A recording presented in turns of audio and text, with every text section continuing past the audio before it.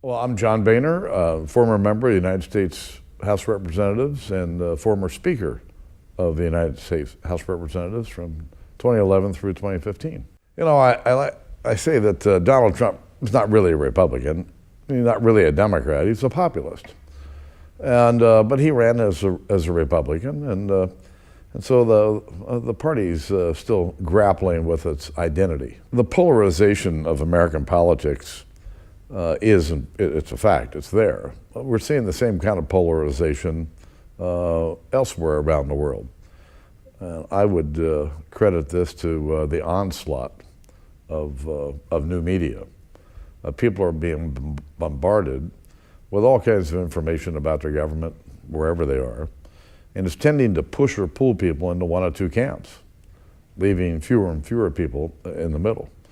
And so what that means, it means governing is much harder than it used to be. But the economy in America is doing well. The president, while he may be a bit different and unusual for an American president, the administration is actually doing all the right kind of things in terms of the deregulatory efforts that are going on. It's really boosted the optimism in the private sector. The tax cut bill that passed is bringing about $2.5 trillion worth of U.S. corporate profits that were sitting overseas. That money now is starting to be deployed. And so the economy is doing well. We've got the lowest unemployment rate we've had in 20 years. So things on a home front from the economy-wise are pretty good. I don't really expect big changes to American foreign policy. Most of our allies are fairly pleased with the new administration and the president's willingness to lead. You know, President Obama had a little different view of what American foreign policy should look like.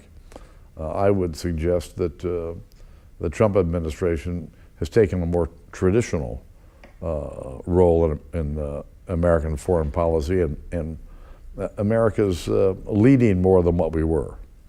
And so while the president has made a lot of noise about trade, by and large what I think he's trying to do is drive people to the table so he can cut a deal. I'm not too concerned about any big trade wars. But from a foreign policy standpoint, his efforts on North Korea are pretty exemplary, because over the last 30 years, I've watched presidents give 30 days, 45 days worth of effort on this, and then they move on.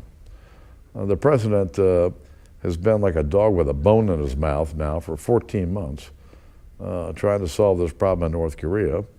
And over the last couple of months, there seems to be some movement.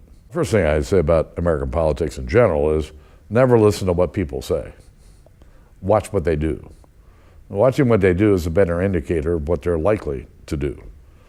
And especially in this new modern era of social media, the traditional media, they really don't quite get it. And so they'll spend a lot of time hyping all kinds of things that aren't quite as what they appear to be. And so just keep an eye on what people do, and you'll have a pretty good idea of what they will do.